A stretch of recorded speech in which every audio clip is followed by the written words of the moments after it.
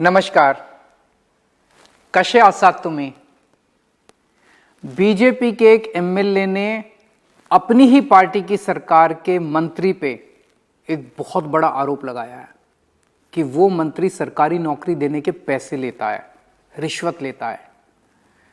अगर ऑपोजिशन का कोई नेता आरोप लगाता तो लगता कि झूठ बोल रहा है, ऐसे ही बोल रहा है, राजनीति कर रहा है. पर उनकी अपनी पार्टी का एमएलए बोल रहा है, इसका मतलब मामला कुछ ज्यादा ही खराब है. लेकिन देखने की बात यह है कि अब क्या होगा.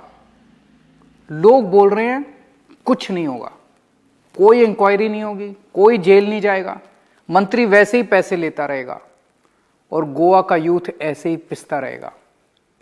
और यह कोई नई बात नहीं है. कांग्रेस के टाइम में भी यही होता था, अब बीजेपी के टाइम में भी यही हो रहा है.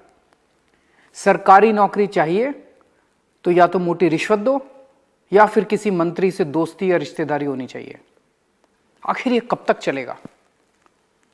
ये बदल सकता है, चाबी आपके हाथ में है.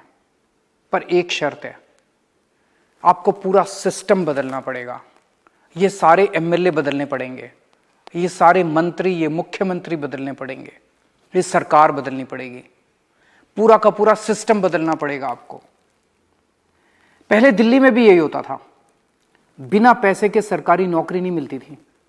फिर दिल्ली के लोग इकट्ठे हो गए, उन्होंने मिलके एक ईमानदार पार्टी को मौका दिया, आम आदमी पार्टी की सरकार बनाई. आज दिल्ली में बिना पैसे के सरकारी नौकरी मिलती है, केवल मेरिट पे. हमने दिल्ली में पूरा सिस्टम बदल दिया. गोवा के यूथ से मेरी अपील है, गोवा को केवल आप बचा सकते हो. Enough is enough. इस बार कांग्रेस और बीजेपी दोनों का गेम खत्म कर दो. ईमानदार पार्टी लाओ. जैसे दिल्ली के लोगों ने अपनी तकदीर बदली थी, आप मिलके गोवा की तकदीर बदल दो. और हां, जिन नेताओं और पार्टियों ने आपको नौकरी देने के लिए पैसे लिए, हमारी सरकार इनसे आपके पैसे वापस करवाएगी. चोरी करने वाले इन नेताओं को ऐसी सख्त सजा दिलवाएंगे कि भविष्य में कोई नौकरी देने के लिए पैसे लेने की हिम्मत नहीं करेगा. देव बरे करो.